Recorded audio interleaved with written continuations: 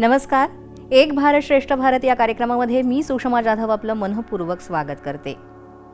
अन्न, वस्त्र, निवारा या मानवाच्या मूलभूत गरजा आपण पाहिल्या तर त्या कृषी क्षेत्रातूनच पूर्ण केल्या जातात. शेतीचं तंत्रज्ञान, विविध यांत्रिकीकरण आणि पिकं यामध्ये खूप मोठ्या प्रमाणात बदल होताना पाहायला मिळतोय. शेतकऱ्यांचे कष्ट, यांत्रिकीकरण, नवनवीन पद्धती यामुळे भारत आता कृषी क्षेत्रामध्ये अग्रेसर होतोय. आणि आज आपण एक भारत श्रेष्ठ भारत या कार्यक्रमामध्ये महाराष्ट्र आणि ओडिशा या दोन राज्यांच्या समृद्ध कृषी पद्धतींविषयी जाणून घेणार आहोत. भारताची अर्थव्यवस्था ही कृषी क्षेत्रावर आधारित आहे. जगातील दुसऱ्या क्रमांकाची सर्वात मोठी शेतीयोग्य जमीन ही भारताकडे आहे. अर्थशास्त्राच्या दृष्टीने पाहिलं तर देशाच्या अर्थव्यवस्थेच्या भांडवल निर्मितीमध्ये कृषी क्षेत्राचा फार मोठा वाटा आहे.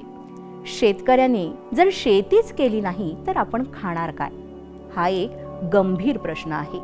त्यामुळे शेतकऱ्याला, कृषी क्षेत्राला हा मान सन्मान मिळालाच पाहिजे.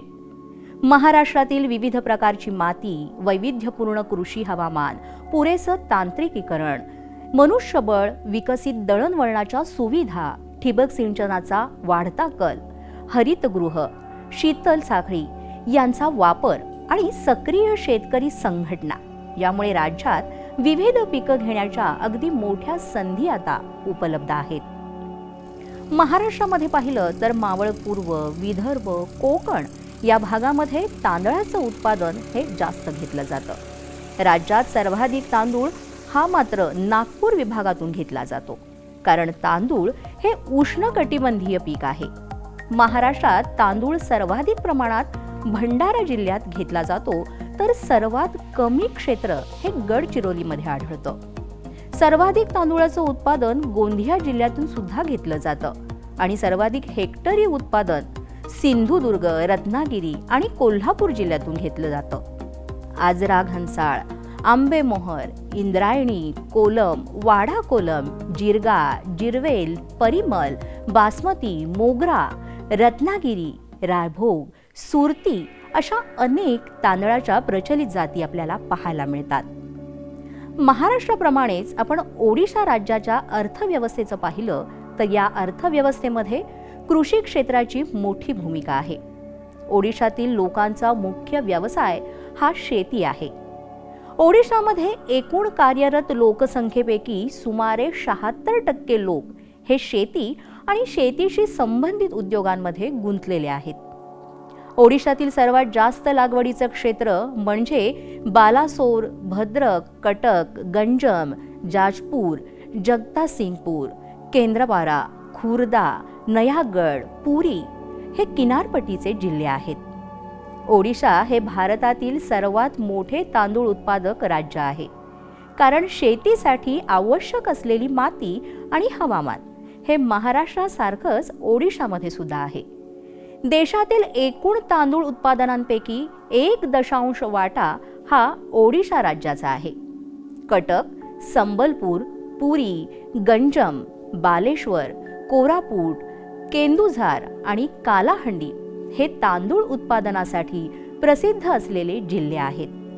हिरा, कलिंग 3, अन्नपूर्णा, वंदना, पशारा, खंडगिरी, आनंदा, नवीन ललत, कोणार्क, तपस्विनी, सुरेंद्र, MTU 1001, स्वर्ण 1009, मोती, महानंदी, तुलसी, कांचन, CR 1018, ओडिशामध्ये ह्या भाताच्या काही प्रचलित जाती आहेत. हरित क्रांती घडवून आणण्यामध्ये गहू पिकांचा सिंहाचा वाटा आहे. सन 1960 नंतर भारतातील हरित क्रांतीला सुरुवात झाली. महाराष्ट्रामध्ये गहू हे रब्बी हंगामातील ज्वारीनंतरचं सर्वात महत्त्वाचं पीक आहे आणि जास्त प्रमाणात ते घेतलं सुद्धा जातं. महाराष्ट्रातील गव्हाचं क्षेत्र हे खूप मोठं आहे आणि हेक्टरी उत्पादन पाहिलं तर ते 16.6 लाख टन इतकं आहे. गव्हाचं पीक गाळाच्या मृदेवर अवलंबून आहे.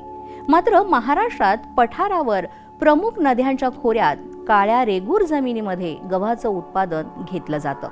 महाराष्ट्रामध्ये कोकण सोडून सर्व ठिकाणी अगदी कमी जास्त प्रमाणात गव्हाचं उत्पादन केलं जातं.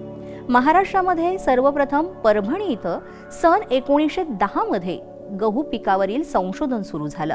1934 मध्ये जय आणि 1939 मध्ये विजय हे बन्सीवान कोरडवाहू लागवडीसाठी निवडण्यात आलं. महाराष्ट्रातील नाशिक, नागपूर या जिल्ह्यामध्ये गव्हाचं पीक घेतलं जातं. कडधान्य ही भारतीयांच्या आहारातील महत्त्वाचा घटक. अगदी त्याच बरोबरीनं शाश्वत शेतीचा सुद्धा तो एक प्रमुख घटक आहे. वातावरणातील नायट्रोजन पिकांना उपलब्ध करून देणं, जमिनीची सुपीकता वाढवणं या प्रमुख कार्याबरोबरच कडधान्य ही अगदी उत्कृष्ट आंतरपिकं सुद्धा आहेत. कृषीप्रधान अर्थव्यवस्था म्हणून ओडिशाचा सुमारे 73% रोजगार हा शेतीवर अवलंबून आहे. डाळी, तेलबिया, नारळ, हळद आणि त्याचबरोबर चहा, भुईमूग आणि रबर या पिकांना तिथे आर्थिक महत्त्व आलं आहे. इतर महत्त्वाच्या अन्नधान्यांमध्ये हरभरा, तूर आणि अरहर यांसारखी कडधान्य आणि शेंगदाणे, मोहरी, एरंडेल यांसारख्या तेलबियांचा सुद्धा समावेश होतो. ताग उत्पादनामध्ये ओडिशा 4थ्या क्रमांकावर आहे. तागाची लागवड ही प्रामुख्यानं कटक, बालासोर आणि पुरी जिल्ह्यांच्या अगदी किनारपट्टीलगत केली जाते. अन्नधान्य व्यतिरिक्त मेस्ता, तंबाखू यांची लागवड सुद्धा इथे केली जाते. कटक, पुरी, कालाहंडी, कोरापूट, ढेंगनाल, बालंगीर आणि संबलपूर ही कडधान्य उत्पादनासाठी ओडिशामध्ये प्रसिद्ध आहेत. भारताच्या कडधान्य क्षेत्रापैकी 15% क्षेत्र तर 13% उत्पादन हे महाराष्ट्रात होतं. कडधान्याच्या क्षेत्रामध्ये आणि उत्पादनामध्ये महाराष्ट्राचा 4था क्रमांक लागतो. कडधान्यांचं सर्वाधिक क्षेत्र आणि उत्पादन हे अमरावती जिल्ह्यात घेतलं जातं. त्याचबरोबर बुलढाणा, यवतमाळ, लातूर या जिल्ह्यात सुद्धा कडधान्य पिकवली जातात. महाराष्ट्र हे भारतातील तूर पिकवणारं प्रमुख राज्य आहे. राज्यातील डाळवर्गीय पिकांमध्ये तुरीचा पहिला क्रमांक लागतो. महाराष्ट्रामध्ये तुरीचं सर्वाधिक उत्पादन पाहिलं तर ते यवतमाळ जिल्ह्यात घेतलं जातं.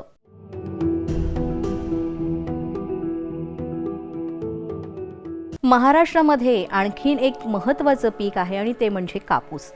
कापसाला पांढरं सोनं म्हणून म्हटलं जातं. कापूस देशातील हे प्रमुख नगदी पीक आहे. कापूस उत्पादन आणि त्यावरील वस्त्रोद्योगातून देशात मोठा रोजगार निर्माण झालाय. पीक व्यवस्थापन सुधारणेच्या बळावर कापसाची उत्पादकता वाढवण्याचा प्रयत्न हा सतत होत असताना आपल्याला पाहायला मिळतो.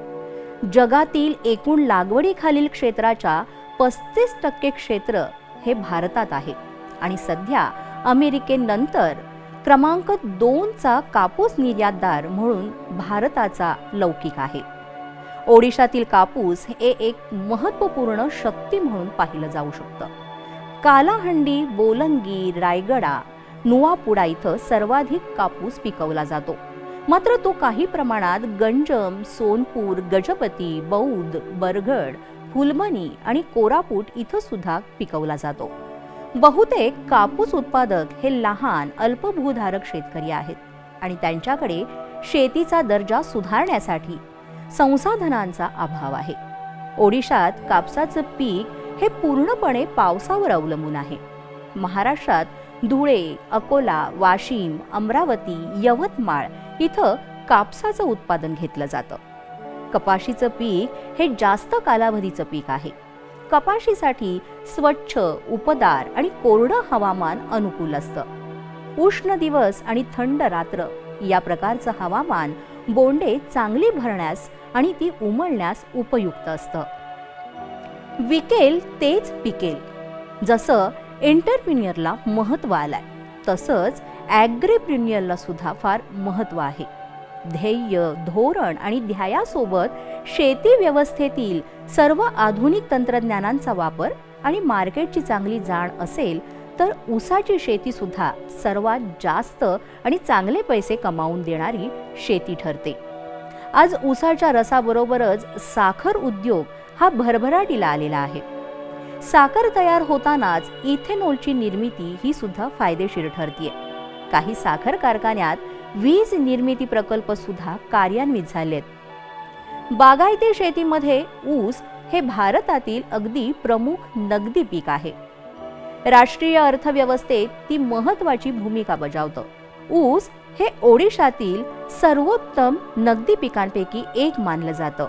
ओडिशातील सर्व 30 जिल्ह्यांमध्ये हे पीक घेतलं जातं हे विशेष. ढेंगनाळ जिल्ह्यानं अगदी क्षेत्रफळ आणि उत्पादनात 4थ्या क्रमांकावर आपली मजल गाठली आहे. ढेंगनाळ जिल्ह्यामध्ये साखर कारखाना सुरू झाल्यानं अगदी आजूबाजूच्या परिसरात या पिकाची आशा आता वाढली आहे. भारतातील ऊसाखाली असलेल्या एकूण क्षेत्रापैकी फक्त 18% क्षेत्र हे महाराष्ट्रात असून देशाच्या तुलनेत महाराष्ट्राचा साखर उत्पादनातील वाटा हा 35% आहे. महाराष्ट्र राज्य हे देशाचं शर्करा कुंभ म्हणून ओळखलं जातं. महाराष्ट्रातील ऊस संशोधनाचा विचार करता महाराष्ट्रामध्ये ऊसाच्या संशोधनासाठी महात्मा फुले कृषी विद्यापीठांतर्गत मध्यवर्ती ऊस संशोधन केंद्र पाडेगाव आणि वसंतदादा साखर संस्था पुणे ही 2 प्रमुख संशोधन केंद्र कार्यरत आहेत. एकेकाळी साखर आयात करणारा आपला देश साखरेची आता निर्यात करू लागलाय. महाराष्ट्रामध्ये आज अखेर 165 साखर कारखान्यांची नोंदणी झालेली असून 18 खाजगी कारखान्यांसह 147 सहकारी साखर कारखाने इथं कार्यान्वित आहेत. महाराष्ट्रासाठी आजपर्यंत ऊसाचे 15 वाण आणि आधुनिक तंत्रज्ञानाच्या 100च्या वर शिफारशी प्रसारित झालेल्या आहेत. महाराष्ट्रात अहमदनगर, सांगली, कोल्हापूर आणि सातारा जिल्ह्यात प्रामुख्यानं ऊसाचं पीक घेतलं जातं. महाराष्ट्रामध्ये सहकार क्षेत्राचं सर्वात मोठं जाळं आहे आणि याच माध्यमातून महाराष्ट्रातील शेतकऱ्याला नवीन संजीवनी मिळाली आहे. शेतकरी अन्नदात्याबरोबरच आता ऊर्जादाता बनण्याचं कार्य करू लागलाय. परिवर्तन हा काळाचा नियम आहे आणि त्याला शेती अपवाद राहिलेली नाही. गेल्या 75 वर्षातील स्वतंत्र भारतातील शेती व्यवसायाकडे पाहिल्यास खूप बदल झालेले आपल्याला पाहायला मिळतात. शेतीमध्ये आजवर हरित क्रांती, नील क्रांती, श्वेत क्रांती असे विविध टप्पे घडून आलेले आहेत. रोजगाराच्या सर्वाधिक संधी याच व्यवसायामध्ये सामावलेल्या आहेत. बेरोजगारी आणि छुपी रोजगारी या दोन्हींना कृषी व्यवसायानं सामावून घेतलेला आहे. शेतीला पूरक व्यवसाय म्हणून अनेक पर्याय सुद्धा आता पुढे आलेले आहेत आणि त्यातलाच पर्याय म्हणजे दुग्ध व्यवसाय. ओडिशामध्ये सुमारे 80% ग्रामीण कुटुंब पशुधनावर अवलंबून आहे आणि त्यांच्या वार्षिक उत्पादनाच्या सुमारे 30% उदरनिर्वाह हा पशुधनातूनच केला जातो. सुमारे 85% पशुधन हे भूमिहीन, अल्पभूधारक आणि अल्पभूधारक कुटुंबांच्या मालकीचे आहेत. श्वेतक्रांतीमुळे राज्याच्या दुग्ध व्यवसायाला भरभराट आली आहे. सध्या the Odisha state cooperative milk producers federation लिमिटेडकडे दररोज 6 लाख लिटर क्षमतेचे 11 डेअरी प्लांट, 2 लाख लिटर प्रतिदिन क्षमतेचे 11 दूध शीतकरण केंद्र, 300च्या वर बल्क कूलर आणि 5 मेट्रिक टन क्षमतेचे दूध पावडर संयंत्र हे राज्यात आहेत आणि त्यामुळेच ओडिशामध्ये श्वेत क्रांतीची अगदी मोठी लाट पाहायला मिळतेय. महाराष्ट्रात सुद्धा शेतीला पूरक व्यवसाय म्हणून सुरू झालेला दुग्ध व्यवसाय मुख्य व्यवसाय बनलाय. ऊस शेतीला जसं सहकार क्षेत्राचं पाठबळ मिळालंय, त्याप्रमाणेच ग्रामीण महाराष्ट्राचा दुग्ध व्यवसायाचा आर्थिक डोलारा हा काही प्रमाणात सहकार क्षेत्रानं धरून ठेवलाय. महाराष्ट्रात जवळपास 35हून अधिक मोठ्या सहकारी दूध संस्था, 25,000वर दूध डेअरी आहेत. खासगी दूध संस्थांची संख्या ही अगदी शेकडोच्या संख्येत आहे. 30 ते 40,000 छोटे छोटे एजंट हे दूध संकलन आणि पुरवठा करतात. महाराष्ट्रातील रोजच्या दूध संकलनामध्ये 60% वाटा हा खासगी क्षेत्राचा, तर 40% दूध संकलन हे सहकारी संस्थांच्या माध्यमातून केलं जातं. 1 कोटी लोक या व्यवसायात असून याबाबत महाराष्ट्र हा देशात 7व्या स्थानावर आहे. रोज राज्यात 1.5 कोटी लिटरपेक्षाही अधिक दूध संकलन होतं.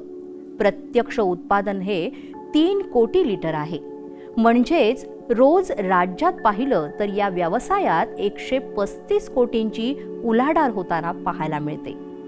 शेळी पालनासारख्या व्यवसायातील बदल ह्या सुद्धा लक्षवेधी योजना आहेत आणि यावरूनच महाराष्ट्र राज्यात हा व्यवसाय किती मोठ्या प्रमाणावर आहे हे अगदी स्पष्ट होतं.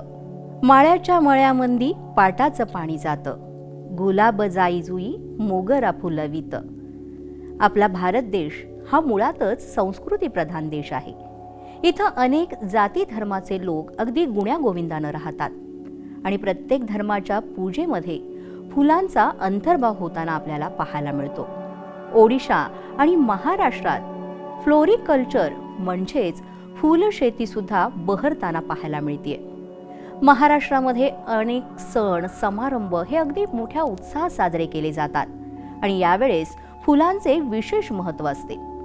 परसातील फुलांच्या झाडांची व्यावसायिक शेती सुद्धा आता होऊ लागली आहे. पुणे जिल्ह्यातील लोणावळा, तळेगाव हा पट्टा तसंच मावळ तालुका हा भारतातील सर्वात जास्त फुलशेती करणारा पट्टा आहे. सातारा आणि नाशिक जिल्ह्यामध्ये इतर फुलांसह गुलाब, कार्नेशन आणि जरबेरा यांची लागवड सुद्धा मोठ्या प्रमाणात केली जाते. Agriculture and processed food products export development authority यानुसार महाराष्ट्र हा एक आघाडीचा फुलांचा निर्यातदार देश आहे. US, नेदरलँड्स, UK, जर्मनी आणि संयुक्त अरब अमिराती देश यामध्ये महाराष्ट्र फुले निर्यात करतो. महाराष्ट्राप्रमाणेच ओडिशाही फुल शेतीमध्ये अग्रेसर आहे. ओडिशा राज्यात फुलशेतीखालील क्षेत्र हे सुमारे 6,500 हेक्टर आहे आणि वार्षिक सुमारे 24,800 टन सुट्या फुलांचं आणि सुमारे 5,500 लाख कट फ्लॉवरचं उत्पादन ओडिशामध्ये घेतलं जातं. फुलांचं उत्पादन राज्याच्या मागणीच्या केवळ 10%च भागवू शकतो. सणासुदीच्या काळामध्ये फुलांची गरज भागवण्यासाठी ओडिशा मुख्यत्वे आंध्र प्रदेश आणि पश्चिम बंगाल सारख्या शेजारच्या राज्यांवर अवलंबून असतो. या क्षेत्रामध्ये अगदी मोठ्या प्रमाणामध्ये महिलांचा समावेश असलेल्या रोजगार निर्मितीची क्षमता ही लक्षात घेऊन राज्य सरकारनं फुल शेती करणाऱ्या शेतकऱ्यांना आर्थिक मदत देण्याची योजना आखली आहे. यामध्ये लहान जमीन असलेल्या शेतकऱ्यांना फुल शेतीमध्ये सहभागी करून घेणं हा एक महत्त्वाचा उद्देश आहे. कांदा मुळा भाजी अवघी विठाई माझी. फळे आणि भाजीपाला उत्पादनामध्ये चीन नंतर भारत जगात 2ऱ्या क्रमांकावर आहे. राष्ट्रीय फलोत्पादन मंडळानं प्रकाशित केलेल्या राष्ट्रीय फलोत्पादन माहितीनुसार 2019-2020 मध्ये भारतानं 99.7 दशलक्ष मेट्रिक टन फळं आणि 191.77 दशलक्ष मेट्रिक टन भाज्यांचं उत्पादन केलं. तर चला पाहूया आता महाराष्ट्र आणि ओडिशा या राज्यामधील फळांची तसंच पालेभाज्या यांच्या लागवडीची माहिती.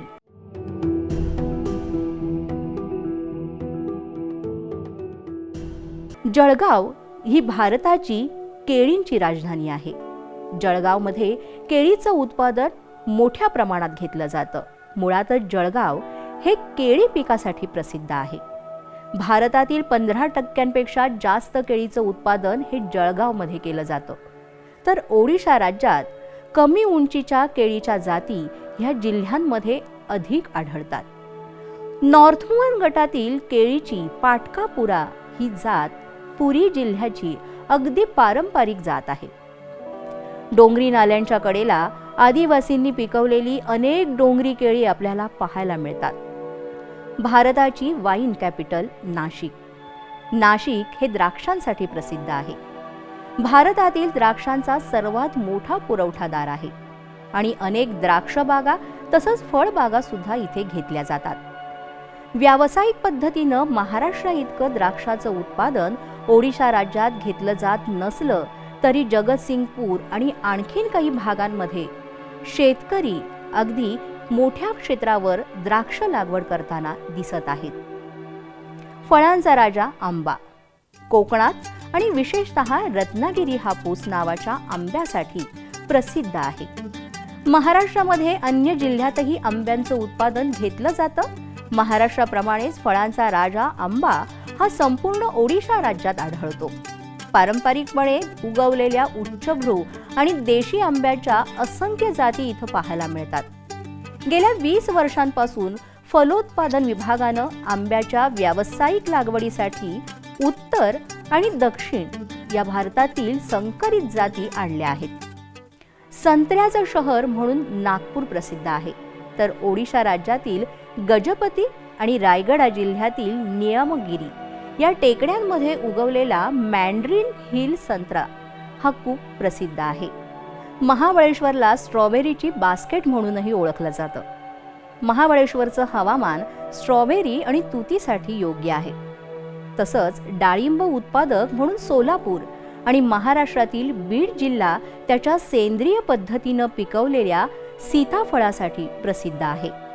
लिंबूचं उत्पादन ओडिशा राज्यात केओंझार, गंजम, गजपती, कोरापूट आणि ढेंगनाल जिल्ह्यातील विशिष्ट भागात घेतलं जाणारं प्रमुख फळपीक आहे. लिंबू हे देखील आदिवासींचं महत्त्वाचं पीक आहे. फणसाचं उत्पादन हे आंब्याप्रमाणेच महाराष्ट्रातल्या कोकणात अगदी मोठ्या प्रमाणात घेतलं जातं. ओडिशामध्ये फुलबनी, कोरापूट, गंजम आणि कालाहांडी जिल्ह्यात हे पीक मोठ्या प्रमाणावर घेतलं जातं. राष्ट्रीय स्तरावर भाजीपाला उत्पादनाच्या बाबतीत ओडिशा दुसऱ्या क्रमांकावर आहे.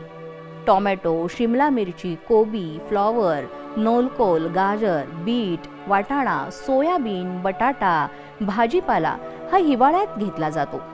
तर वांगी, भेंडी, काकडी, टरबूज, करवंद यांसारख्या इतर उष्णकटिबंधीय भाज्या या इथं वर्षभर पिकतात.